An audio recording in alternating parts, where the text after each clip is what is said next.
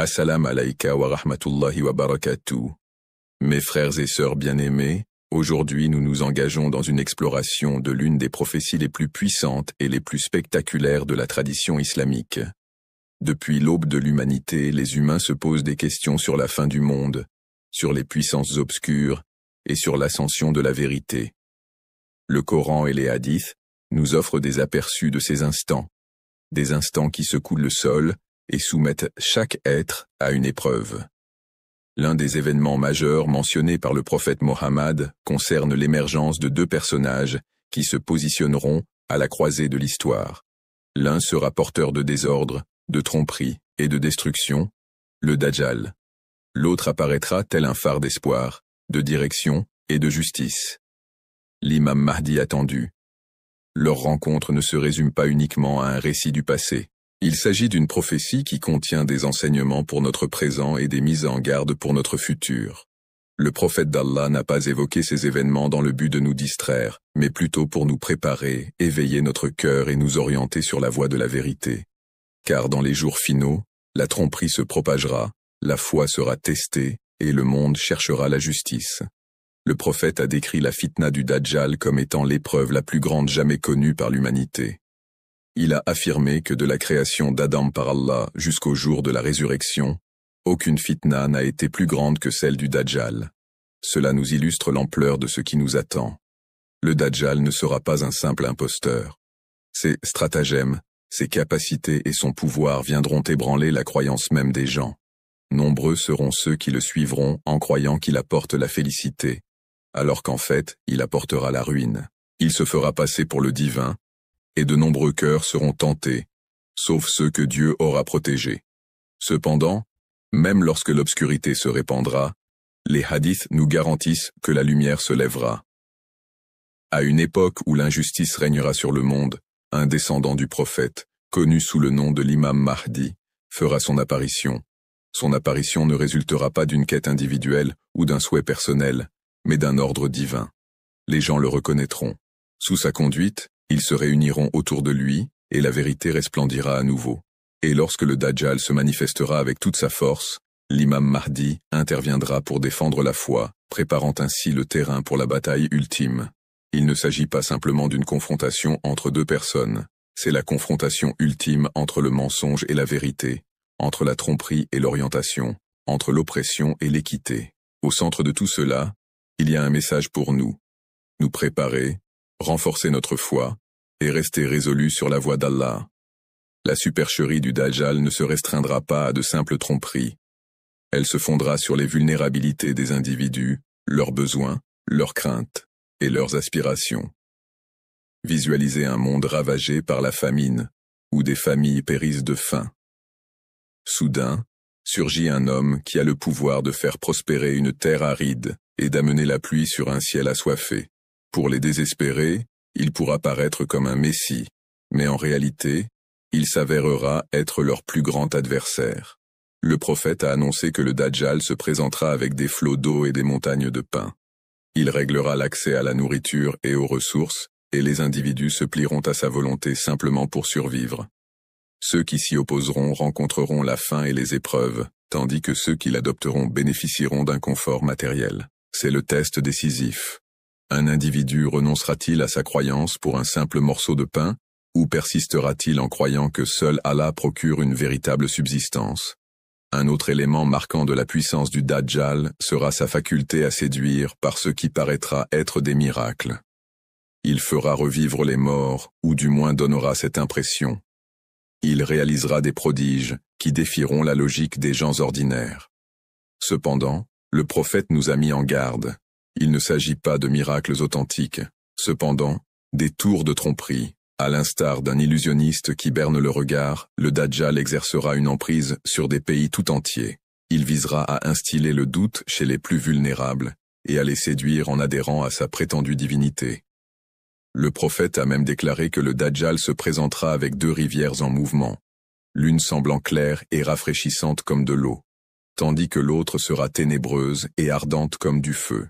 En vérité, ce qui paraît être un paradis pourrait se révéler être de la souffrance, et ce qui apparaîtra comme du feu se révélera être un paradis. Les directives données aux fidèles étaient explicites. Si une personne se trouve face au Dajjal, elle doit fermer les yeux, incliner la tête et consommer ce qui paraît être du feu, parce que ce sera en fait abordable et sécurisé. Cela démontre l'ampleur de la tromperie qui sera renversée. La vérité travestie en mensonge et le mensonge dissimulé sous les apparences de la vérité. La puissance du Dajjal touchera aussi le cœur de l'homme. Il ne mettra pas uniquement les corps à l'épreuve avec la privation de nourriture et la terreur, il soumettra aussi les âmes à une tentative de séduction. Le doute sera son arme la plus redoutable. Visualiser des millions d'individus perplexes, se questionnant sur la véracité de ce qu'ils perçoivent, tiraillés entre leurs croyances et leurs sens. C'est pourquoi le prophète a recommandé aux fidèles de demander protection à Allah contre l'épreuve du Dajjal dans toutes leurs prières. La célèbre prière enseignée après le Tahajjud inclut une invocation. Ce rappel incessant met en évidence la gravité de cette situation et l'importance de la protection d'Allah pour nous prémunir contre elle. Une autre facette de la ruse du Dajjal est sa capacité à manipuler les émotions des personnes. Il ne sera pas seulement perçu comme un tyran, mais aussi comme une personne prétendant à la guérison et à l'aide. Imaginez l'effroi d'une mère perdant son enfant, et tout à coup, le Dajjal prétend qu'il peut ramener cet enfant. Imaginez un père, le cœur lourd de douleur, observant avec étonnement son proche qui semble se relever à l'appel du Dajjal. Ces illusions ne constitueront pas une véritable résurrection. Il s'agira de stratagèmes, de supercheries, d'ombres qui imitent l'existence. Cependant, dans les moments désespérés, de nombreux cœurs tomberont. Le prophète nous a fourni des directives claires pour nous défendre contre le Dajjal. Il est crucial de réciter les versets d'introduction de la sourate Al-Kahf. Cette sourate narre l'histoire de jeunes fidèles qui se sont séparés de leur communauté pour préserver leurs croyances, et Allah les a préservés dans la grotte. C'est une piqûre de rappel que dans les moments difficiles, se détourner du mensonge et s'accrocher à la vérité d'Allah constituera le moyen de surmonter les épreuves. C'est pour cette raison que le prophète a conseillé aux fidèles de lire la sourate Al-Kahf chaque vendredi. Cela conduit l'âme à résister à l'attraction des illusions terrestres. Une autre mesure de protection consiste à éviter tout contact avec lui. Le prophète a déclaré « Si quelqu'un entend parler du Dajjal, qu'il prenne ses distances. En effet, par la volonté divine, un homme se présentera à lui en pensant être fidèle, mais sera entraîné à le suivre à cause des incertitudes suscitées par le Dajjal. C'est une vérité qui fait peur. Il se peut que les gens se croient fermes dans leur foi, mais une fois confrontés à sa ruse écrasante, ils risquent de fléchir. La meilleure approche est de se tenir à distance plutôt que d'être curieux. La traversée de la terre par le Dajjal sera en soi une manifestation de son pouvoir surnaturel. À une époque où les déplacements étaient lents et risqués, le prophète a dépeint le Dajjal se mouvant à une allure stupéfiante, semblable aux nuages emportés par le vent. À présent, lorsque nous envisageons les avions et les satellites, la prédiction paraît d'autant plus tangible. Quelques experts voient en cela une vitesse tangible qui lui serait accordée, tandis que d'autres avancent que cela illustre son emprise sur la communication et la perception. Dans les deux situations, le sens est évident. Son emprise s'étendra partout et aucun endroit ne sera épargné par son épreuve, mis à part les cités saintes de la Mecque et de Médine. Le prophète a prédit que Médine subira 3 tremblements de terre à son arrivée, et que chaque hypocrite sera contraint de se joindre à lui. Cette période purgera la ville, ne laissant que les véritables fidèles. Visualisez la situation.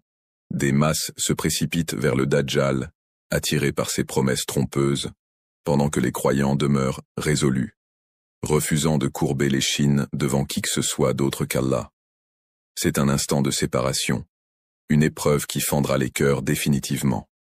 Il se pourrait que l'aspect le plus périlleux de sa prétention réside dans le fait qu'il ne se présentera pas simplement en tant que leader ou illusionniste, mais plutôt comme un faux messie se réclamant de la divinité. Il demandera l'adoration et nombre de ceux qui la lui donneront. Néanmoins, le prophète a constamment souligné qu'il n'est rien d'autre qu'un trompeur. Allah est sans défaut, tandis que le Dajjal est truffé d'imperfections. Allah est unique et le Dajjal est privé de la vue d'un œil. Allah est le donneur de la vie et de la mort, tandis que le Dajjal se limite à tromper avec des illusions. Admettre ces vérités est le rempart de chaque fidèle. C'est la raison pour laquelle le prophète a dépeint le Dajjal comme l'épreuve suprême. Ce n'est pas uniquement ses capacités qui le rendent menaçant, mais la façon dont il exploitera les failles de la nature humaine, notre avidité, notre crainte, notre tristesse et nos aspirations. Il n'utilisera pas de fouets ou d'épées pour contraindre les gens. Il les séduira avec des promesses, les convaincra avec des illusions et les dupera avec des miracles.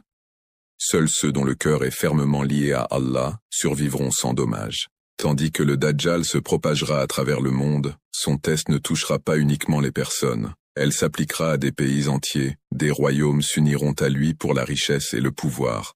Des dirigeants se plieront à ses directives en quête de contrôle, et des entreprises seront restructurées sous son influence.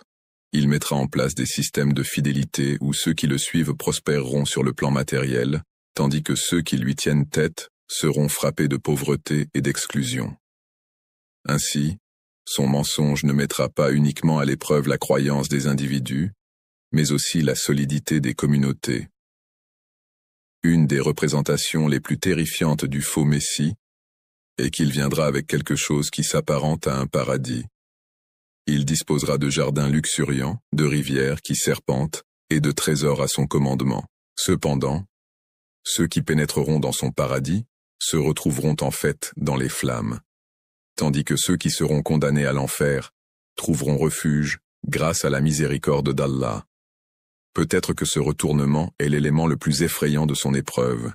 Elle illustre comment la réalité sera déstabilisée et que seule la foi permettra aux individus de discerner le mensonge. Les compagnons du prophète ont été profondément préoccupés en entendant ces mises en garde. Ils ont questionné « Ô messager d'Allah, comment mènerons-nous notre vie à cette période ?» Il leur assura que même si le monde refuse d'accorder ses bénédictions aux croyants, Allah continuera à leur fournir. À l'instar de Mariam qui a été sustentée dans son mihrab, Allah pourvoira de façon miraculeuse aux croyants tenaces. C'est un fort reminder. Peu importe l'apparente puissance du contrôle du Dajjal, c'est toujours Allah qui détient la véritable autorité. Il faut souligner que l'émergence du Dajjal n'est pas fortuite, c'est un test divin. Chaque génération rencontre des défis, mais celle-ci sera la plus importante. Elle mettra en lumière la profondeur de la sincérité de chaque individu. Ceux qui se contentent de simuler la foi sans réellement l'expérimenter seront exposés, alors que ceux qui ont véritablement foi en Allah se distingueront par leur résilience. On dirait que l'histoire a été construite pour aboutir à ce duel final où la vérité et le mensonge se livrent une bataille à une envergure monumentale. Même les plus jeunes ont été mis en garde. Le prophète a conseillé aux parents de veiller sur leur famille à travers l'apprentissage. Il a encouragé la Oumma à discuter du Dajjal, à rappeler les uns aux autres pour que personne ne soit pris par surprise. Cela illustre la sévérité de l'épreuve. Elle touchera les jeunes tout autant que les vieux, les riches comme les pauvres, les érudits et les simples fidèles. Il est essentiel que tout le monde soit préparé au final. Toutefois, malgré l'apparente puissance du Dajjal, son temps est compté. Il n'est ni immortel, ni inébranlable. Ce n'est qu'une épreuve, et comme toutes les épreuves, elle finira par passer. Son règne va secouer la planète, mais il ne sera pas de longue durée, car à l'heure déterminée, il sera confronté à celui qui est prévu pour mettre fin à sa supercherie. Isa, fils de Marie, Jésus-Christ, que la paix soit sur lui.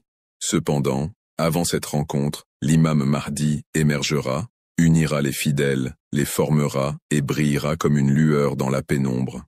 Le destin écrit la rencontre entre la vérité et le mensonge. Le Dajjal mobilisera ses partisans tandis que les fidèles se regrouperont autour de l'imam Mahdi, et à l'instant décisif, Isakra et la tromperie cesseront de manière définitive. Toutefois, pour saisir pleinement cette rencontre, il nous faut d'abord étoffer le profil de l'imam Mahdi lui-même, de son rôle et de son association avec Isa. Ce n'est qu'à ce moment-là que nous pourrons mesurer l'ampleur de cette épreuve et le triomphe de la foi face au mensonge. On ne laissera pas le monde dépourvu d'espoir. Tout comme le Dajjal incarne l'épreuve la plus sombre, l'imam Mahdi symbolise la lumière la plus resplendissante de la guidance. Au fil de l'histoire, les fidèles ont espéré un leader qui gouvernerait non seulement avec autorité, mais aussi avec équité, qui ne serait pas corrompu par l'argent ou la vanité, et qui ne trahirait pas la vérité pour des intérêts politiques. Ce souhait se matérialise à travers la représentation du Mahdi, le bien orienté. Le prophète a annoncé à sa communauté la bonne nouvelle au sujet du Mahdi. Il a affirmé qu'il serait parmi les descendants de la famille de Fatima. Son nom sera similaire à celui du prophète et sa personnalité reflètera ses vertus sublimes. Dans un monde truffé d'injustice, de corruption et d'oppression, l'imam Mahdi émergera comme un réformateur, désigné par Allah pour rétablir l'équilibre et la vérité. L'élément distinctif de l'histoire du Mahdi est qu'il ne se présente pas comme un homme en quête de leadership ou d'ambition pour le pouvoir. En fait, les hadiths évoquent qu'il sera d'abord réticent, refusant même au départ. Les gens chercheront à le rencontrer, reconnaissant en lui ses mérites, et exigeront de lui fidélité. Ils ne seront pas attirés par des titres ou des postes, mais plutôt par sa franchise, son humilité et sa foi indéfectible. À l'opposé des dirigeants mondiaux qui accèdent au pouvoir par la politique, l'autorité du Mahdi sera conférée par Allah et déterminée par le désir du peuple de vivre dans la droiture. L'émergence du Mahdi ne se produit pas de manière abrupte. Les hadiths indiquent qu'il surgira durant une période de grande turbulence, quand les conflits seront en plein essor, quand les pays seront en désunion et quand l'oppression paraîtra insupportable, lorsque les guerres auront usé la terre et que l'humanité désirera la tranquillité. C'est dans cette atmosphère de désordre que le Mahdi se manifestera, non pas en tant que politicien promettant, mais comme un homme de conviction guidé par une inspiration divine. Son leadership ne se limitera pas à une dimension spirituelle, il sera également d'ordre pratique. Il rassemblera la communauté musulmane, en soignant les divisions qui l'ont longtemps affaibli. Au lieu de se diviser sur la base de la race, de la tribu ou du secte, le Mahdi unira les âmes sous l'étendard du Cid, l'unicité d'Allah. Il réinstaurera les principes de justice que prône le Coran, en s'assurant que les démunis ne soient pas laissés pour compte, que les faibles ne soient pas écrasés et que la vérité ne soit pas étouffée. Son rôle ne se limite pas à la gouvernance, il englobe également la préparation des fidèles aux épreuves finales, y compris le face-à-face avec le Dajjal. Le Mahdi sera le rempart pour Louar, lui permettant de se rassembler dans la confusion et d'intensifier sa résolution lorsque l'illusion du faux semblera prévaloir. Il les conduira dans la prière, les orientera stratégiquement et les motivera grâce à son dévouement indéfectible envers Allah. Un des éléments essentiels de la gouvernance du Mahdi est qu'il restaurera la sunna du prophète dans sa version la plus authentique. Il n'élaborera pas de nouvelles législations, ni ne modifiera la foi pour répondre à des aspirations terrestres. Inversement, il purgera la communauté des innovations et de la corruption, la rétablissant sur le sentier défini par le messager d'Allah. Son règne, bien que bref, introduira une transformation sans précédent dans la justice qui marquera le monde pendant des siècles. Visualiser une société où l'opulence n'est plus monopolisée par une petite élite, mais répartie de manière juste à tous. Visualiser des cours de justice où la corruption n'existe pas et où l'équité est maintenue avec droiture. Visualiser des leaders qui ont plus peur d'Allah que de la perte de leur pouvoir. Voici la vision du temps de l'imam Mahdi. Une vision de ce que le monde pourrait être sous l'influence des principes divins au lieu de la convoitise humaine.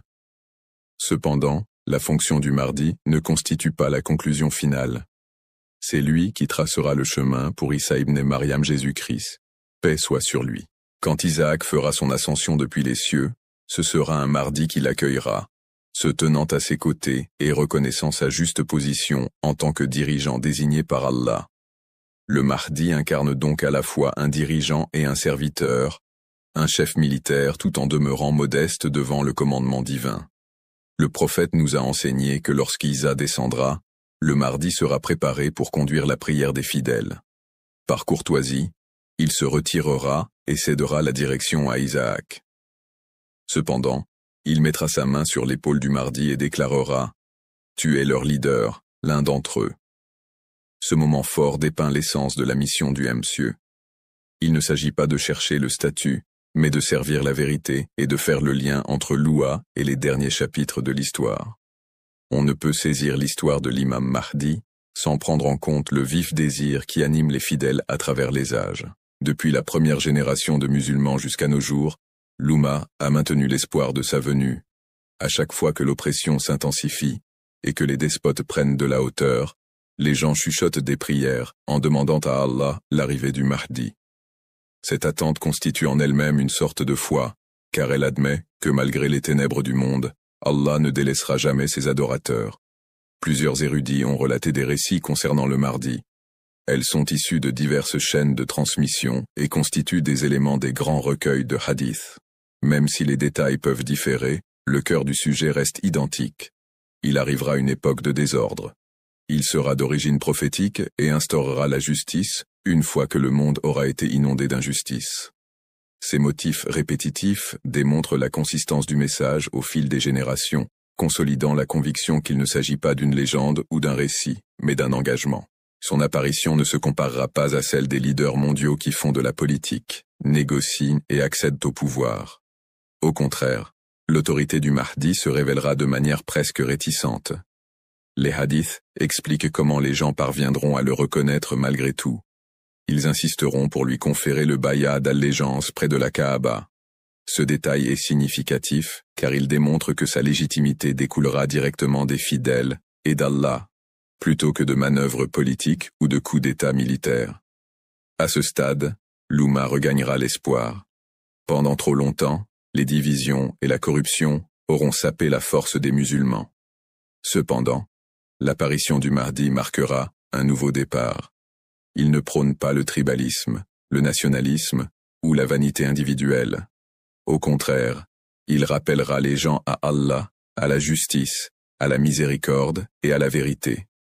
Son leadership unira des cœurs divisés depuis des siècles. L'une des qualités les plus marquantes du Mahdi sera son humilité. Contrairement aux dirigeants qui bâtissent des palais et exigent des luxes, il vivra simplement à l'image du prophète. Son objectif ne sera pas la richesse ou le confort, mais le service et la justice. C'est cette humilité qui le rendra cher au peuple car ils verront en lui le reflet du caractère prophétique. Sa justice sera légendaire. Les hadiths mentionnent qu'il distribuera la richesse de manière si équitable que les gens n'auront plus besoin. Il existe des récits qui disent qu'un homme viendra lui demander de l'argent et le Mahdi, il en donnera tant qu'il ne pourra plus le porter. Cette image a un grand impact. Elle dépeint un univers métamorphosé de l'avarice à la générosité, de la monopolisation à l'équité. Sous sa conduite, l'idée même de pauvreté commence à s'effacer. La justice ne se limite pas à l'aspect financier, elle englobe également la question de la vérité. Le Mahdi garantira que le mensonge, la tromperie et la corruption ne prévalent pas. Elle rétablira l'équilibre entre les nécessités matérielles et l'objectif spirituel dans sa gouvernance. Les juges ne privilégieront plus les personnes fortunées et influentes, mais dispenseront la justice aux plus vulnérables et aux démunis. Ceux qui sont sous sa direction ne serviront pas à eux-mêmes, mais au peuple. Dans tous les aspects, sa gouvernance sera le reflet de l'ordre coranique. Soyez fermes dans la justice, même contre vous-même. Le Mahdi aura également pour tâche de protéger l'Oumma contre ceux qui tentent de la démolir. Son leadership ne sera pas passif. Il dirigera des troupes, mettra en œuvre des tactiques et luttera contre les forces du mensonge. Donc, il sera à la fois un homme pacifique et un homme audacieux, représentant l'harmonie entre la clémence et la puissance. Son règne préparera les fidèles pour le combat ultime, l'affrontement avec le Dajjal. C'est à ce moment-là que le lien entre le Mahdi et Isa ibn Maryam prend une importance cruciale. Le Mahdi n'est pas un cas isolé. Elle fait partie d'un plan divin plus grand qui prévoit qu'Isa descendra du ciel pour éliminer le Dajjal et établir l'ultime ère de justice. Le Mahdi guidera l'Oumma jusqu'à ce point, faisant office de lien entre les défis de l'humanité et le triomphe ultime de la vérité. Le lien entre Isa et le Mahdi est l'un des éléments les plus inspirants de l'eschatologie islamique. Cela démontre que le combat entre le bien et le mal ne se mène pas en solitaire. C'est un travail conjoint des fidèles sélectionnés d'Allah, qui œuvrent à travers le temps et l'espace, unis par la volonté divine. Le Mahdi pave la voie, Isa assure la victoire, et tous deux incarnent le triomphe de la foi face à la tromperie. Pour les fidèles contemporains, l'histoire du Mahdi ne se limite pas à une préoccupation future. Elle est également une question d'actualité. Elle nous incite à penser à notre propre préparation. Conduisons-nous notre vie en accord avec la justice, la vérité et l'humilité, et dans quel piège de cupidité, de division et d'orgueil sommes-nous pris qui seront un jour corrigés, peut-être mardi prochain? L'attente de son arrivée devrait nous motiver à améliorer notre existence dès aujourd'hui, afin que si nous sommes parmi ceux qui auront la chance de le rencontrer, nous soyons en mesure de rester à ses côtés. L'aspiration à l'imam Mahdi a toujours dépassé le simple concept. Il a servi de pilier de résilience pour la communauté musulmane. Chaque fois que des despotes gouvernaient avec brutalité, chaque fois que la corruption se propageait, Chaque fois que la population perdait confiance en son leader, l'espoir du Mahdi leur rappelait que la promesse d'Allah en matière de justice est bien réelle. Cet espoir maintenait les communautés dans l'attente, renforçait les opprimés et alimentait la certitude que l'oppression ne prévaudrait jamais. Au fil de l'histoire, les experts ont débattu des détails spécifiques concernant l'origine du Mahdi. Certains ont débattu du moment précis, d'autres des conditions entourant l'événement. Néanmoins, une chose est certaine, il viendra quand le monde en aura le plus besoin. C'est en soi une miséricorde, car Allah ne laisse pas ses créatures sans direction. Le Mahdi est la garantie que lorsque les défis atteindront leur apogée, l'assistance divine interviendra. Il a été décrit par le prophète que le Mahdi aura une ressemblance de caractère. Imaginez un leader dont les choix ne sont pas influencés par l'avidité, dont le cœur n'est pas figé par l'autorité, qui parle avec honnêteté et qui dédie sa vie au service d'Allah. Dans une ère où les leaders exploitent fréquemment la foi à leur avantage, le Mahdi remettra en lumière l'exemple authentique du prophète, rappelant au monde l'image d'un véritable leadership. L'un des éléments les plus fascinants de son ascension est à quel point elle paraîtra banale au départ. Il ne viendra pas avec des forces militaires ou de la richesse, mais avec la vérité et l'humilité. Les gens ne seront pas séduits par sa force, mais plutôt attirés par la sincérité qu'ils percevront en lui. Son refus d'assumer le leadership témoignera de sa pureté, parce que les véritables leaders sont souvent ceux qui ne poursuivent pas le poste. Ceci constitue un contraste frappant avec les leaders mondiaux qui se livrent à une lutte incessante pour le pouvoir. Selon les hadiths, son apparition sera signalée par la prestation de serment près de la Kaaba. Les fidèles ne manqueront pas d'insister, admettant qu'il est celui qu'ils espéraient. Ce sera un instant symbolique. Sous sa direction, la Kaaba retrouvera son rôle central en tant que symbole d'unité dans l'islam. Un mouvement va naître ici, qui se propagera à l'échelle mondiale, véhiculant le message de la justice et de la vérité. Le Mahdi, la justice se fera sentir dans chaque recoin de la société. L'humanité a enduré l'inégalité pendant des siècles, alors que quelques individus amassent une grande richesse, des millions d'autres continuent de vivre dans la pauvreté. Sous sa supervision, cet écart sera rectifié. La prospérité afflue si aisément que ceux qui en bénéficient seront étonnés, voire assaillis par son excès. Pour la première fois en plusieurs générations, l'humanité aura un aperçu de ce que représente une société où personne n'est abandonné. Cependant, la justice dépasse la simple notion de richesse. Elle est également synonyme de dignité. Le Mahdi rétablira la dignité des personnes vulnérables, sans défense et opprimées. Il s'assurera qu'aucun despote ne soit en mesure d'exploiter les défavorisés, qu'aucun bureaucrate ne puisse marchandiser la justice pour un dessous de table et qu'aucune instance ne soit capable d'étouffer la vérité. Il incarnera le principe coranique durant son règne. En effet, Allah vous enjoint de restituer les dépôts à leurs légitimes propriétaires. Et quand vous portez un jugement sur autrui, faites-le avec équité. Ce ne sera pas exclusivement réservé aux musulmans. La justice du Mahdi aura un impact sur l'ensemble de l'humanité. Sous sa direction, des individus de divers milieux observeront l'équité et la compassion, ce qui les amènera à se rapprocher de la vérité islamique. Son administration démontrera que l'islam, lorsqu'il est observé tel qu'il a été dévoilé, représente une miséricorde pour l'humanité. C'est pourquoi son époque sera considérée comme une période de paix, non seulement pour les musulmans, mais aussi pour l'ensemble de l'humanité. Cependant, son époque ne sera pas sans défi. La plus grande épreuve à laquelle ils seront confrontés sera celle du Dajjal. L'épreuve finale est étroitement connectée à la mission du Mahdi. Tout en instituant la justice et en rétablissant l'Oua, l'arrivée du Dajjal exposera les fidèles à une épreuve que l'humanité n'a jamais connue jusqu'à présent. À ce moment-là, le Mahdi se présentera comme un protecteur pour les croyants, un guide, un organisateur et un préparateur à la venue d'Issa Maryam. Les hadiths relatant la rencontre entre le Mahdi et Issa sont impressionnants. Quand Issa fera sa descente, il découvrira le Mahdi en train de diriger les fidèles dans la prière. Par courtoisie, le Mahdi se retirera, laissant la place à Issa. Mais Isa mettra la main sur l'épaule du Mahdi et déclarera « Tu es leur leader, un d'entre eux ». Ce moment saisit l'honneur et la modestie du Mahdi. Un leader sélectionné non pour ses propres aspirations, mais par la volonté d'Allah, et reconnu par l'un des prophètes les plus illustres de l'histoire. Ce lien souligne aussi l'accord divin entre les missions d'Issa et du Mahdi. Ensemble, ils lutteront contre les forces de la tromperie avec Isa, infligeant le coup de grâce au Dajjal. La mission du Mahdi est de rassembler l'Oumma à ce moment précis, en veillant à ce que les fidèles ne soient ni éparpillés, ni affaiblis, ni démunis de guide lorsque surviendra l'épreuve ultime. Pour nous, considérer l'histoire du Mahdi devrait susciter un sentiment de responsabilité. Sa présence est assurée, mais notre préparation n'est pas garantie. Serons-nous en mesure de le reconnaître si nous sommes parmi ceux qui seront vivants à son apparition? Serons-nous à ses côtés, ou nous laisserons-nous distraire par ce monde?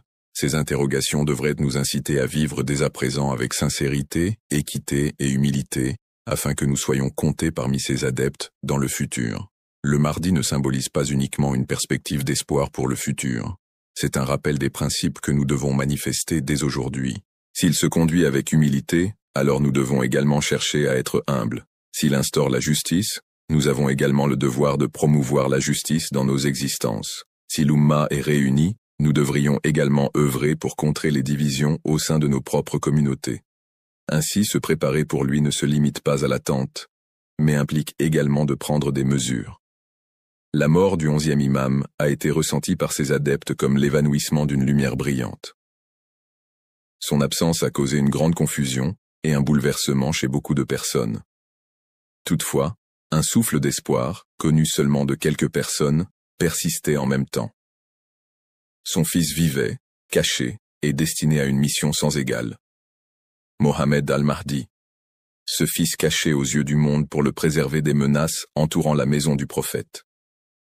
Alors que quelques-uns émettaient des doutes et engagèrent des débats, la vérité persistait. La lumière céleste n'avait pas été éteinte. Elle ne faisait que se dissimuler. Nous sommes alors entrés dans une nouvelle étape de l'histoire. Ce n'était pas une période de leadership clair où l'imam dirigeait publiquement, ni un espace de vide absolu. C'était plutôt une étape singulière où l'imam était là, mais en retrait, proche, mais masqué. Cette époque est connue sous le terme de la petite occultation. Durant près de 7 décennies, les adeptes de l'imam ont cohabité dans ce mode de relation atypique. Il était là, avec eux, pourtant ils ne purent le voir. Il agissait en tant que leur guide, mais ses paroles ne leur parvenaient que par le biais de délégués sélectionnés. Le système des délégués a servi de planche de salut pour la communauté chiite. Durant l'ère où les Abbassides étaient fixés sur les prédictions d'un Messie issu de la descendance du prophète, ils disposaient des espions, des gardes et des informateurs à chaque coin. Ils savaient qu'un enfant avait été promis, qui un jour défierait la tyrannie, et ils tentaient désespérément de le trouver. Pour contrer ce danger, la sagesse d'Allah se manifesta à travers les délégués. En apparence, ils étaient des hommes ordinaires, mais en réalité extraordinaires par leur fiabilité et leur loyauté. Grâce à eux, des lettres circulaient, des conseils étaient donnés, et la présence de l'imam se faisait sentir même dans la dissimulation. Le premier de ces délégués, Uthman ibn Saïd, avait déjà été proche des imams précédents. C'était un homme digne de confiance, capable de transmettre des messages sans trahison. Quand il parlait, les gens l'écoutaient, car ils savaient qu'il parlait au nom de quelqu'un de plus grand. Avec lui, commença la chaîne qui allait soutenir les croyants durant cet âge caché.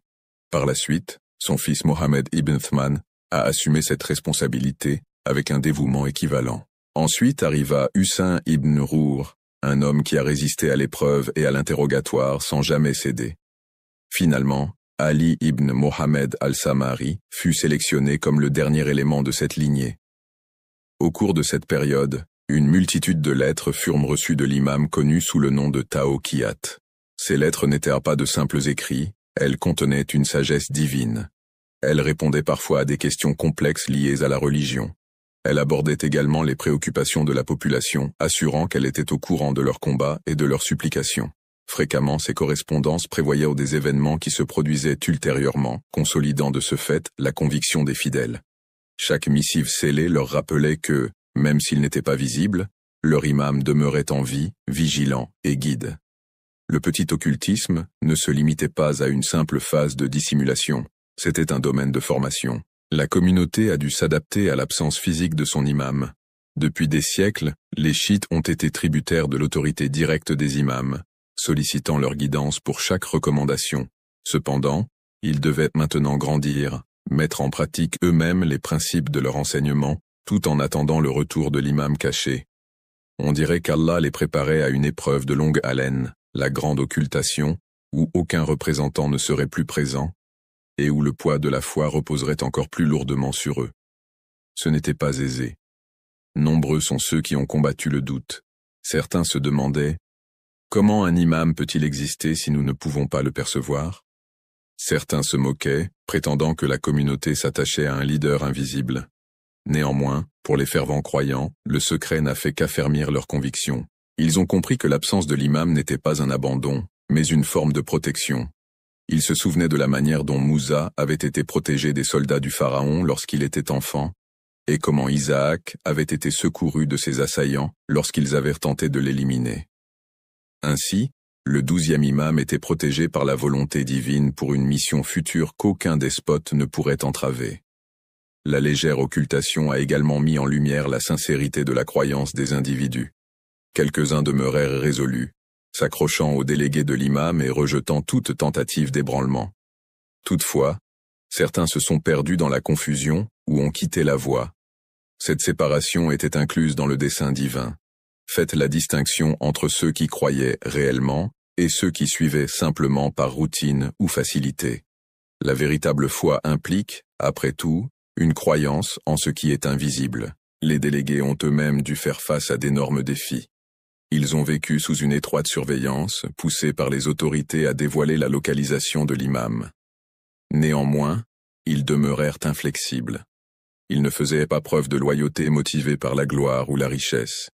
Ils ont vécu de manière modeste, accomplissant leurs tâches avec dignité et retenue. Grâce à leur bravoure, le lien entre l'imam et sa communauté demeura préservé aussi longtemps qu'Allah le désirait. En fin de compte, après des décennies de ce lien secret, le moment de la transition est arrivé. Une lettre de l'imam a été adressée à Ali ibn Mohammed al-Samari, qui était le 4e délégué. Ces mots contenaient un message pesant.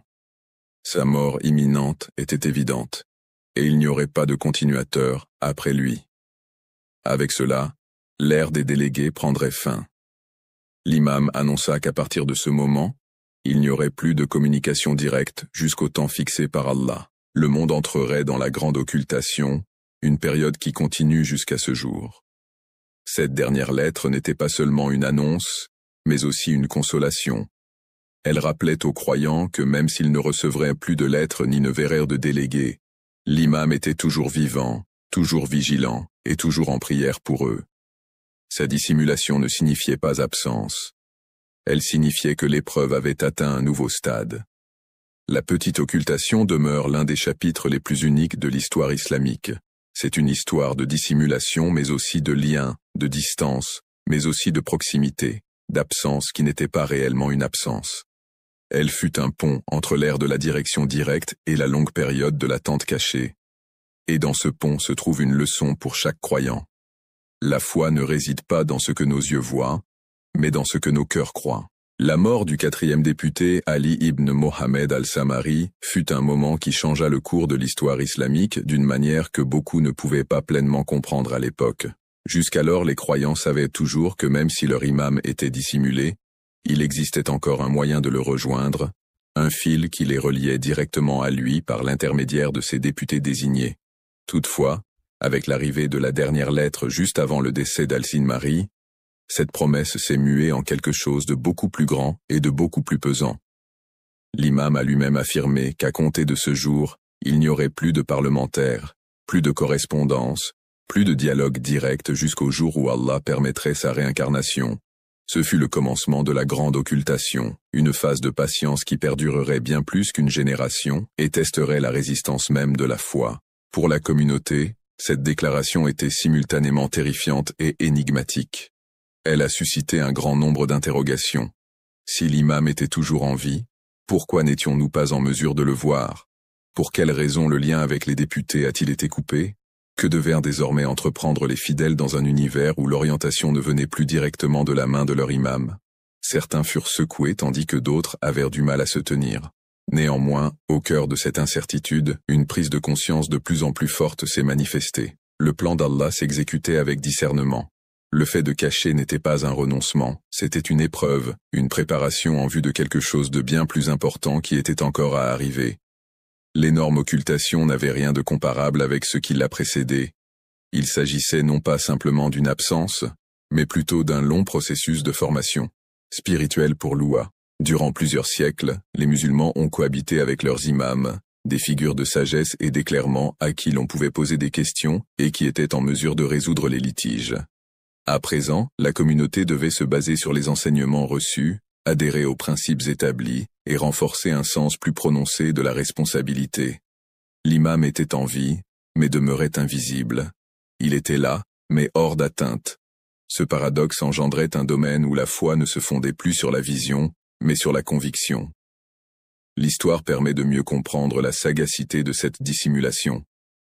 À plusieurs reprises, les dirigeants divins ont été la cible de tyrans redoutant leur influence. Des pharaons ayant tenté d'éliminer Moïse dès son enfance aux dirigeants romains, ourdissant un complot contre Isaac, sans oublier les Abbassides, qui persécutèrent la famille du prophète. La vérité a toujours été confrontée à l'oppression. Si l'imam avait affiché publiquement sa présence, les dirigeants de son époque ne lui auraient jamais accordé la possibilité de vivre. Donc, son secret était un rempart, un moyen de le protéger jusqu'à ce que le monde soit préparé à sa tâche. Ce n'était pas un retrait, mais une attente assurant que lorsqu'il se lèvera enfin, aucun tyran ne pourra le faire taire. Mais la dissimulation avait également une autre finalité. Elle forçait la communauté à se développer.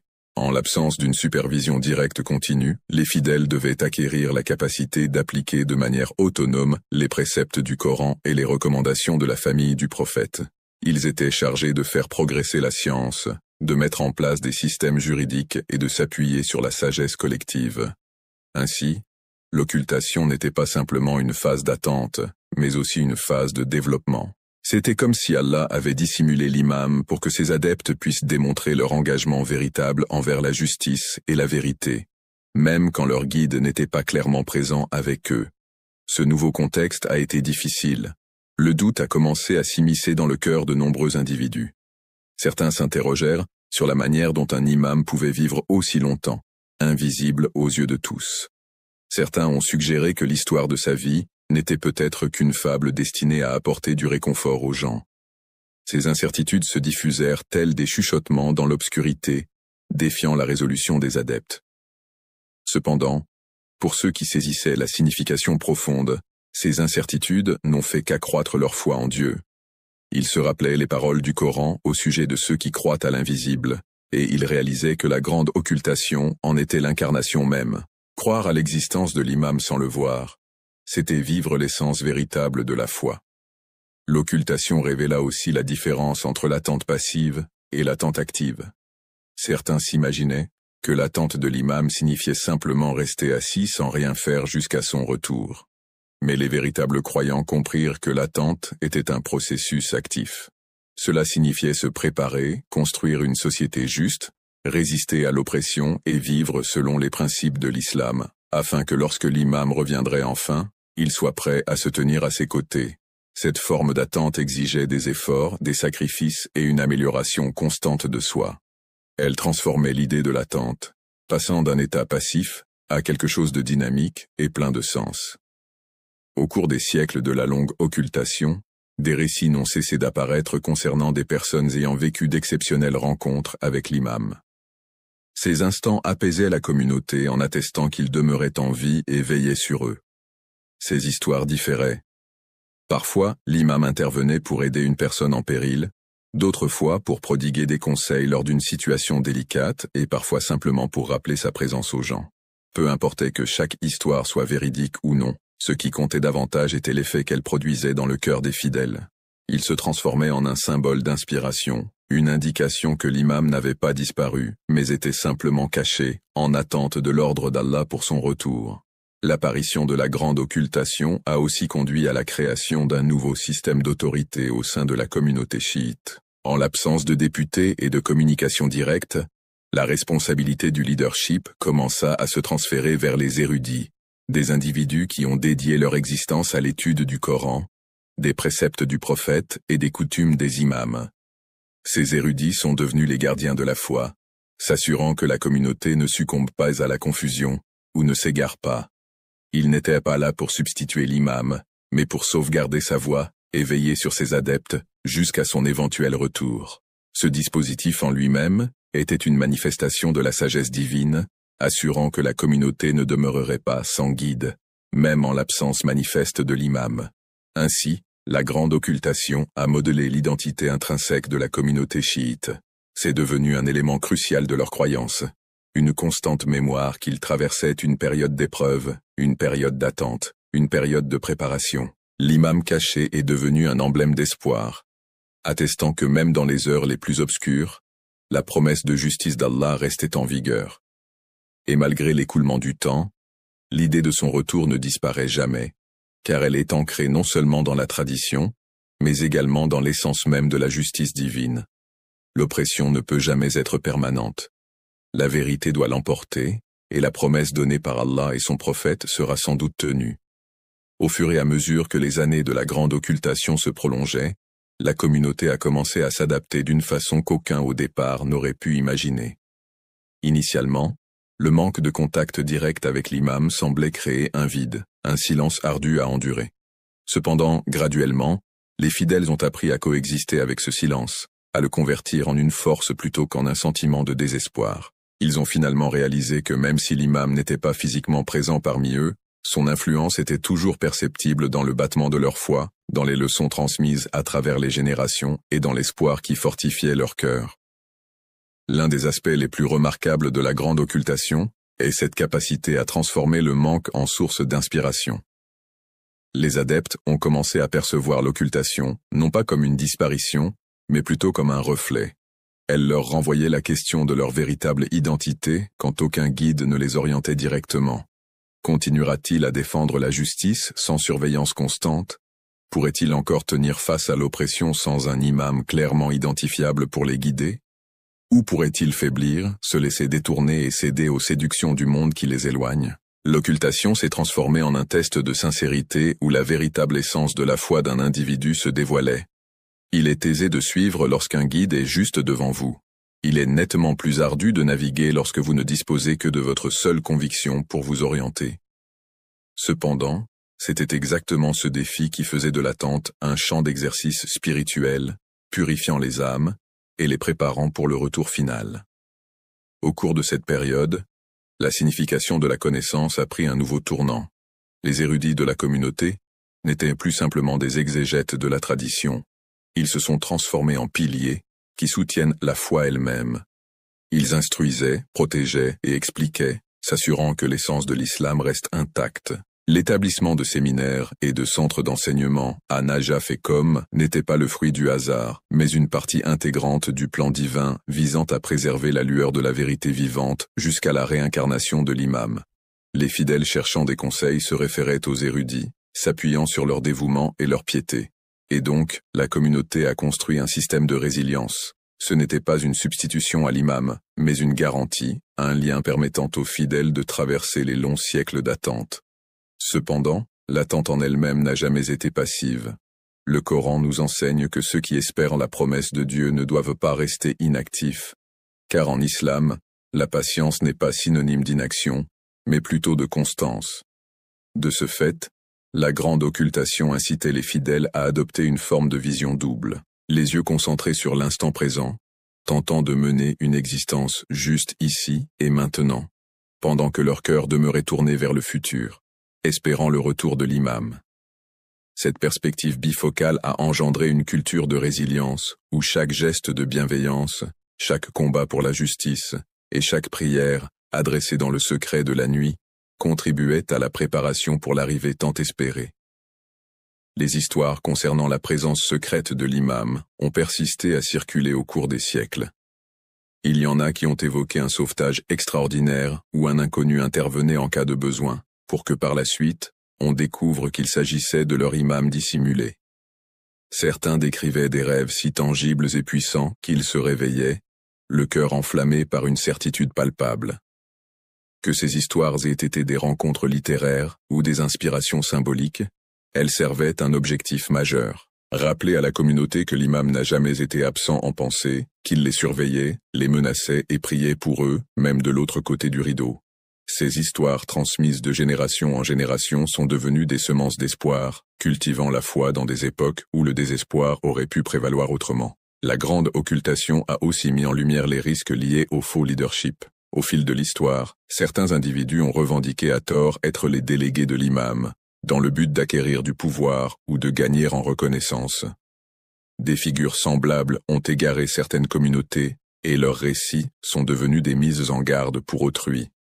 Ces événements ont souligné la nécessité de faire preuve de discernement, de ne pas se laisser tromper par des affirmations superficielles, mais plutôt de se fonder sur l'assise solide du savoir établi et des érudits dignes de foi. Ainsi, l'occultation aiguise la sensibilité spirituelle des fidèles, les guidant à différencier la vérité de la fausseté, l'honnêteté de la supercherie. Les siècles se succédèrent, et le monde continua de changer inlassablement. Des empires se sont levés et ont chuté, de nouvelles technologies ont vu le jour, les entreprises ont évolué, et malgré tout cela, la foi en l'imam caché resta inaltérable. Pour certains, elle est devenue un facteur d'unité. Pour certains, un guide personnel qui les orientait au travers des tempêtes de la vie. Le simple fait que son retour ait été promis donnait un sens aux luttes qui autrement auraient pu sembler insupportables. L'oppression pouvait perdurer un certain temps, mais pas indéfiniment. Les despotes pouvaient gouverner, mais leur gouvernance n'était que de courte durée. Chaque acte d'injustice était un signal que, tôt ou tard, un dirigeant équitable surgirait pour y mettre un terme. Ainsi, l'occultation s'est transformée en un cadeau paradoxal. En rendant l'imam invisible aux hommes, Allah a offert aux fidèles quelque chose de bien plus précieux. L'occasion de se développer par leurs propres moyens, de consolider leur foi, de construire un patrimoine de connaissances, de justice et de persévérance qui préparerait le monde à la phase finale. Sans la dissimulation, les fidèles n'auraient peut-être jamais atteint ce niveau de résilience. Sans la nuit prolongée, ils n'auraient peut-être jamais su apprécier entièrement le lever du jour. Même à l'heure actuelle, dans notre monde contemporain, les enseignements de la grande occultation restent pertinents. Les défis ont évolué.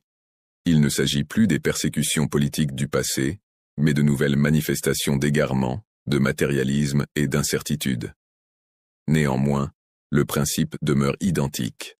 S'accrocher résolument à l'invisible et poursuivre la construction d'une vie empreinte de justice. Maintenez une position résolue en attendant l'imam, non pas avec les bras croisés, mais avec des cœurs ouverts et des actions tangibles. Chaque fidèle qui combat l'injustice dans son coin du monde, chaque étudiant qui cherche véritablement la connaissance, chaque parent qui inculque à ses enfants les valeurs de vérité et de compassion, tous ressentent le sens de l'attente au temps de l'occultation. Donc, la grande occultation ne se limite pas à être une phase historique, elle constitue également l'histoire de notre existence actuelle.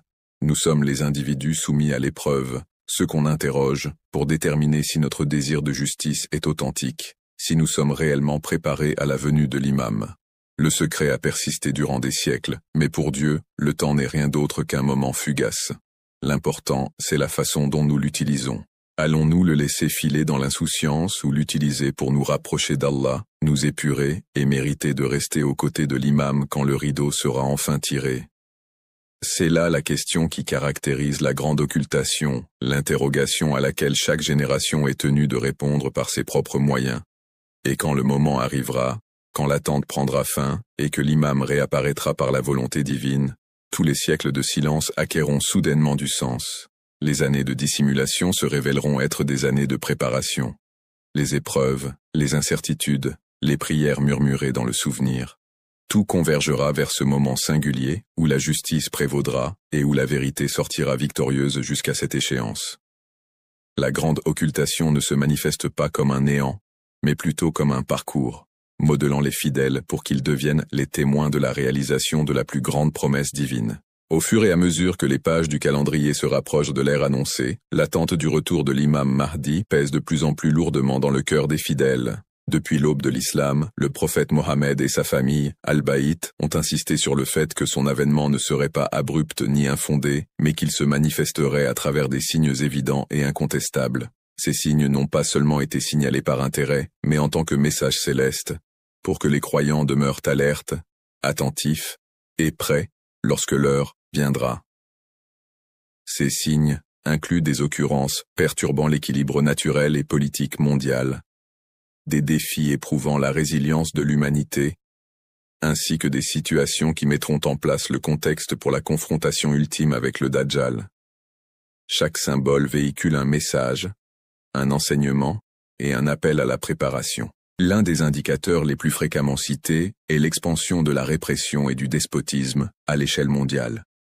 Le prophète a évoqué une époque où l'injustice ne serait pas limitée à un seul endroit, mais se répandrait sur l'ensemble de la terre. Les nations s'élèveront et tomberont, mais les peuples continueront de crier pour la justice, aspirant à un chef qui incarne la vérité et la miséricorde. Cette corruption et cette souffrance généralisée prépareront le terrain à l'aspiration de l'arrivée de l'imam Mahdi. Lorsque les ténèbres deviennent accablantes, la lumière de la guidance est la plus recherchée. La littérature des hadiths souligne à plusieurs reprises que le monde sera rempli d'injustice et d'oppression avant que l'imam Mahdi ne vienne, afin qu'il le remplisse de justice et d'équité. C'est dans ce contraste entre oppression et justice que sa mission prend tout son sens. Un autre signe majeur est l'émergence d'individus et de mouvements spécifiques qui secoueront le monde avant la réapparition du Mahdi. Par exemple, les traditions parlent de l'ascension du Soufiani, un tyran qui apparaîtra dans la région de la Syrie et sèmera la destruction avec une brutalité extrême. Ces actions entraîneront un massacre à grande échelle, ciblant en particulier les défenseurs de la vérité. Cependant, malgré la dévastation attribuée au Soufian, son avancement représente l'un des signes majeurs que le moment du Mahdi est imminent. Le prophète a indiqué que le Soufiani sera finalement anéanti de façon prodigieuse, englouti par le sol avec son armée. Un indice que l'action divine veille sur la cause de la justice, même avant l'apparition manifeste du Mahdi. Cet incident à la fois effrayant et réconfortant rappelle aux fidèles que, peu importe l'intensité de l'oppression, elle ne peut persister face à la détermination d'Allah. Outre les perturbations politiques et militaires, on cite également des phénomènes naturels parmi les indices. Les coutumes évoquent l'émergence de phénomènes célestes remarquables tels qu'un cri retentissant ou un appel divin qui proclamera la vérité. Cet appel, entendu par des personnes à travers le monde dans leur langue maternelle, annoncera l'apparition du Mahdi. Ce sera un instant qui ne suscitera aucun doute, une occurrence surnaturelle qui validera les propos du prophète d'autrefois. Certaines narrations évoquent également un grand feu dans le ciel ou un lever du soleil à l'Occident, symbolisant la subversion de l'ordre naturel, comme si l'univers tout entier semblait annoncer qu'un nouveau chapitre de l'histoire humaine est sur le point de s'ouvrir. Un autre indice est l'apparition d'un adepte fervent et engagé qui va se lever au Yémen, connu dans les récits sous le nom de Yamani. À l'opposé du Soufiani qui prône la violence et la destruction, l'appel du Yamani sera dirigé vers la vérité et la justice. Selon les traditions, sa bannière sera celle de la direction, et les fidèles devront le soutenir, puisqu'il ouvrira la voie pour le Mahdi. L'apparition d'une telle personnalité ne revêt pas uniquement une dimension politique, mais également spirituelle, car elle saura faire la distinction entre la vérité et le mensonge, à une période marquée par la confusion. Ce symbole met en évidence l'importance de l'accompagnement et de la cohésion, rappelant aux fidèles que la mission du Mahdi n'est pas un effort solitaire, mais appuyé par des esprits engagés à travers le globe. Dans les récits, le martyr d'une âme pure, fréquemment dénommé Nafs Zakiya, est souvent considéré comme l'un des signes les plus profonds et puissants. Il s'agira d'un homme innocent, tué injustement à proximité de la Kaaba, et le sol sacré sera souillé par son sang. Cet événement secouera profondément la communauté musulmane, agissant comme une ultime alerte pour la prise de conscience avant l'avènement du Mahdi. Son supplice représente l'apogée de l'injustice, où même les plus innocents ne sont pas épargnés. Pourtant, au cœur de ce deuil, le monde comprendra aussi que l'heure de l'apparition du Mahdi est venue, car Allah ne reste jamais sourd aux appels des opprimés. Au cœur de ces événements, les fidèles se voient se rappeler que la confusion sera omniprésente. De faux prétendants surgiront, simulant d'être le Mahdi, ou trompant les gens avec de fausses promesses. Le prophète a averti ses disciples à propos de faux prétendants, les incitant à évaluer chaque revendication à la lumière de la vérité coranique et des traditions véridiques. Ceci sert d'avertissement intemporel. Dans le chaos de la fin des temps, la clarté ne réside pas dans les apparences ou les mots creux, mais dans les principes de foi qu'Allah a préservés pour ses serviteurs. Car l'identité du Mahdi ne restera pas cachée éternellement. Il sera reconnu par les signes clairs donnés par le prophète, et sa vérité brillera plus fort que le mensonge des imposteurs. Bien que ces signes soient terrifiants pour certains, pour les croyants, ils sont une source d'espoir.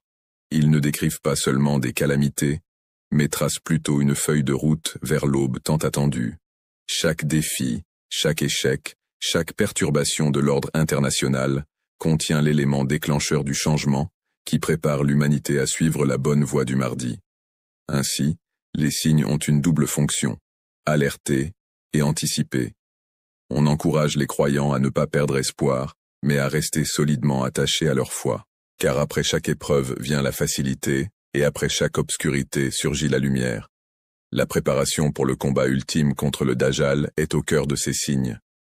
Les coutumes associent fréquemment l'émergence du mardi à la montée de l'influence du Dajjal.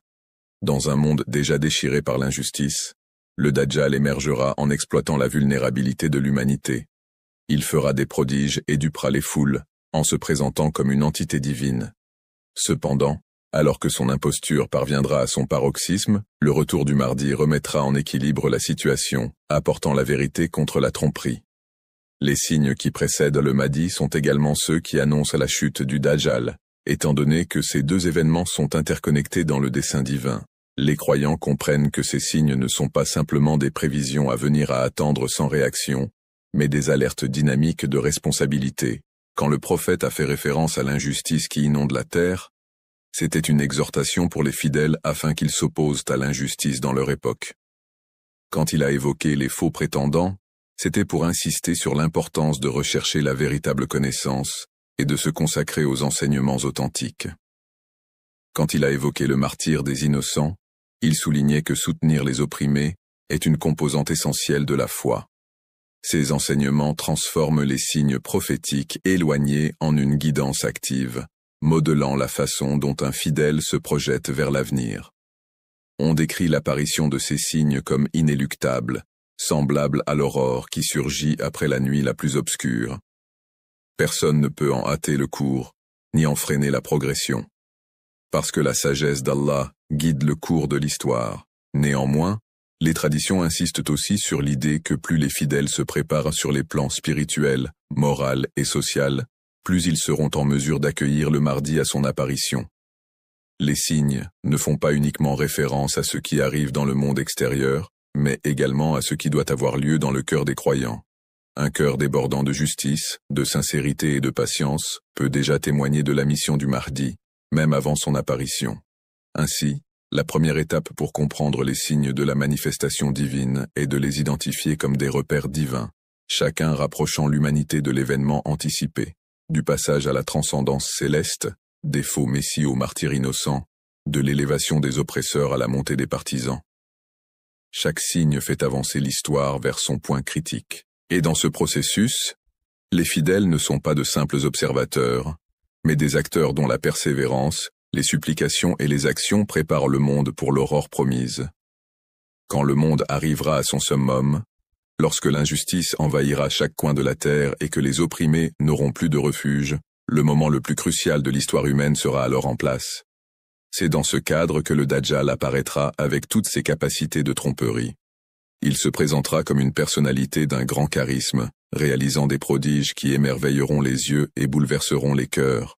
Il se prétendra divin, promettant un paradis illusoire à ses partisans et infligeant une terrible punition à ceux qui s'opposeront à lui. Son épreuve ne sera pas uniquement politique ou militaire, mais essentiellement spirituelle, car elle mettra à l'épreuve le fondement même de la foi. Ceux qui jugent la vérité selon les apparences seront piégés par celle-ci, alors que ceux qui s'attacheront résolument aux préceptes du prophète et à la promesse du mardi persisteront de manière limpide. Les récits dépeignent le Dajjal comme étant borgne, ce qui représente sa perception limitée.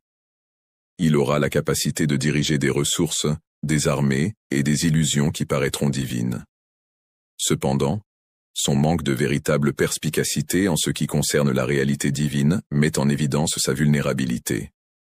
Le prophète a prédit que le Dajjal se déplacera rapidement sur la terre, diffusant son emprise dans chaque coin et qu'il sera suivi par bon nombre de personnes en quête de pouvoir ou éblouies par les convoitises matérielles. Cependant, en dépit de son influence à l'échelle mondiale, ces mensonges ne pourront pas éclipser la vérité qu'Allah a promis de sauvegarder par l'intermédiaire de son élu. L'imam Mahdi se manifestera publiquement à l'époque où le Dajjal dominera. Sa présence ne sera plus dissimulée et sa mission résonnera à l'échelle mondiale. À l'opposé du Dajjal qui tire sa force de la tromperie, le pouvoir du Mahdi se fonde sur la vérité, l'équité et l'appui divin. Il va constituer un groupe de fidèles et sincères compagnons, des hommes et des femmes qui auront préparé leurs esprits pour cet instant. Dans les récits, ces compagnons sont dépeints comme des individus d'une foi indéfectible, qui ne reculeront pas devant la bataille pour la vérité, et dont l'attachement rappellera au monde les premiers compagnons du prophète. Ils constitueront le pilier central du mouvement du Mahdi, diffusant son message et l'appuyant dans la bataille essentielle contre la tyrannie. Les récits mettent aussi en avant que l'armée du Mahdi ne sera pas uniquement une entité militaire, mais également une communauté spirituelle. Leur force ne sera pas seulement déterminée par leur nombre, mais aussi par leur sincérité, leur prière et la conviction qu'ils luttent sous le commandement divin. Cette armée, qui allie foi et engagement pour la justice, se dressera contre les forces du Dajjal et ses adeptes. Le conflit promet d'être exceptionnel, présenté comme la plus vaste bataille à laquelle l'humanité a jamais été confrontée, où se confrontent les formes les plus pures de la vérité et du mensonge. Au cœur de ce vaste affrontement, l'assistance céleste s'abaissera. Selon les traditions, le prophète Isaac, que la paix soit sur lui, descendra du ciel à un moment déterminant et se joindra à l'imam Mahdi pour cette ultime bataille. Le prophète a confié à ses compagnons que lors du retour d'Isaac, il détruira la croix, éliminera le porc et mettra fin aux fausses doctrines qui avaient dénaturé son message. Il se positionnera aux côtés du Mahdi, non pas en tant qu'adversaire, mais en tant qu'appui, attestant de la véracité de l'islam et de la nature définitive du message de Mohammed. Ensemble, ils incarneront l'unité de la direction divine à travers les âges, Isa priant derrière le Mahdi, symbolisant ainsi la poursuite et la conclusion de la mission prophétique. L'affrontement final avec le Dajjal est dépeint comme étant à la fois impressionnant et effrayant. Le Dajjal mettra en œuvre tous ses pouvoirs, créant des illusions qui paraîtront inéluctables. Il mettra sur pied des armées dans le but de réprimer le Mahdi et ses soutiens. En effet, c'est Isaac qui aura le privilège de tuer personnellement le Dajjal, près de la porte de Ludé en Palestine. Par cette action, le plus grand trompeur de l'humanité sera vaincu et les liens de son illusion seront rompus. Ce moment signifiera la fin de l'épreuve la plus périlleuse à laquelle l'humanité ait jamais été confrontée. Durant des siècles, les prophètes ont prévenu leur communauté du tumulte engendré par le Dajjal. Et à ce moment crucial, sa défaite attestera la véracité de chaque promesse divine. La défaite du Dajjal ne signifiera pas juste la fin de sa tromperie individuelle, mais aussi l'effondrement des systèmes d'oppression et de mensonges qui ont prospéré sous son règne. Une fois libéré de son emprise, le monde sera préparé à entrer dans une nouvelle ère de justice. L'imam Mahdi, appuyé par Isa et ses compagnons dévoués, instaurera un règne de paix inégalé. La justice s'étendra dans tous les recoins, les ressources seront réparties de manière équitable, et l'oppression s'évanouira. Les hommes cohabiteront en paix, affranchis de la convoitise et de l'oppression qui caractérisaient les temps anciens.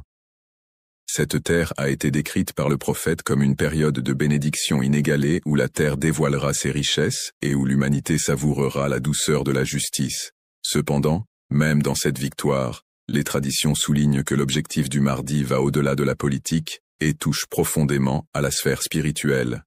Pour lui, son leadership n'est pas une poursuite de pouvoir personnel, mais un retour de l'humanité à son engagement envers Allah. Il rappellera aux individus que le véritable accomplissement ne se trouve pas dans la richesse matérielle, mais plutôt dans la foi, l'honnêteté et la dévotion envers le Créateur. La suppression du Dajjal ne signifie pas seulement la défaite d'un unique adversaire, mais aussi la purification de l'âme humaine de l'amour pour le mensonge. C'est une occasion pour l'humanité de rebâtir son univers selon les directives divines. Les récits indiquent également qu'après la défaite du Dajjal, l'union des fidèles sera rétablie. Les divisions de sectes ou de nations ne domineront plus, car les partisans de la vérité reconnaîtront dans le Mahdi l'incarnation de la mission du prophète. La présence de Isa confirmera davantage cette unité, puisque les chrétiens égarés verront la réalité de son retour et rejoindront la cause du Mahdi. Ce moment d'unité représentera la guérison de siècles de division, alors que l'humanité se réunira sous un unique étendard de justice. L'ère qui suivra sera marquée par la paix et la prospérité. Le gouvernement du Mahdi dépeindra l'équilibre que l'humanité a constamment cherché. Justesse en matière économique, intégrité dans la gestion et bienveillance envers les plus vulnérables.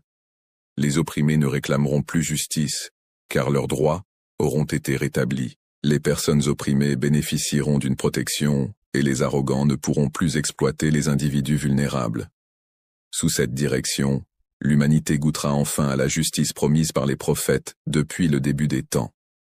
La défaite du Dajjal marquera l'avènement d'une ère où la foi s'épanouit, où règne la vérité et où les individus cohabitent en paix. Cependant, bien que ce récit soit rempli d'espoir, il véhicule aussi un rappel éternel. Les coutumes concernant le Dajjal et l'imam Mahdi n'ont pas été conçues uniquement pour ceux qui vivront à cette ère finale. Elles ont été dévoilées pour chaque génération en tant que guide et mise en garde. La supercherie du Dajjal ne se restreint pas à un individu, mais illustre chaque système de tromperie, chaque doctrine qui écarte l'humanité d'Allah. Ainsi, l'appel du Mahdi ne se restreint pas à sa seule réapparition, mais vibre dans chaque acte de justice, chaque lutte pour la vérité et chaque opposition à l'oppression entreprise par les croyants de leur époque. Ainsi, se préparer pour le Mahdi implique d'adopter dès à présent une vie juste, de combattre toutes sortes de mensonges et de tenir bon dans sa foi face à des épreuves croissantes. Le récit de l'imam Mahdi et du Dajjal ne se limite pas à décrire une ultime confrontation. Il sert également de reflet pour notre existence actuelle. Elle interroge chaque fidèle. Es-tu parmi ceux qui discerneront la réalité, même si elle est enveloppée de mensonges? Prépares-tu ton cœur à rester aux côtés du Mahdi, même lorsque le monde se retourne contre lui? Ces interrogations convertissent le récit d'une prophétie distante en une orientation dynamique, modelant la façon dont nous décidons de vivre dans l'immédiat. Alors que le récit approche de sa fin, une vérité émerge avant tout. Allah ne manque jamais à sa promesse. Tout comme les prophètes ont prévu l'apparition du Dajjal, ils ont également annoncé la venue du Mahdi et avec lui le lever de la justice. Lorsque la nuit paraîtra la plus noire, lorsque l'oppression semblera insurmontable, la promesse d'Allah scintillera de manière plus éclatante que tout. L'affirmation de la vérité éternelle est attestée par le retour du Mahdi et la chute du Dajjal. Le mensonge peut se hisser, mais il ne peut perdurer. Le retard peut survenir dans la justice, mais elle finira toujours par triompher. Ainsi, tandis que les croyants attendent ce dernier chapitre de l'histoire, leur devoir n'est pas de désespérer, mais de rester ferme, parce que chaque geste de justice rapproche le monde de la mission du Mahdi et chaque résistance face au mensonge diminue l'ombre du Dajjal. Ainsi, le Messie anticipé n'est pas uniquement un personnage futur, mais aussi une lueur qui oriente les actions des croyants dans le présent. L'histoire ne se termine pas par le désespoir, mais par l'espoir, rappelant à l'humanité que la justice d'Allah est inéluctable et sa direction sans fin. Vous avez été formé sur des données jusqu'à octobre 2023.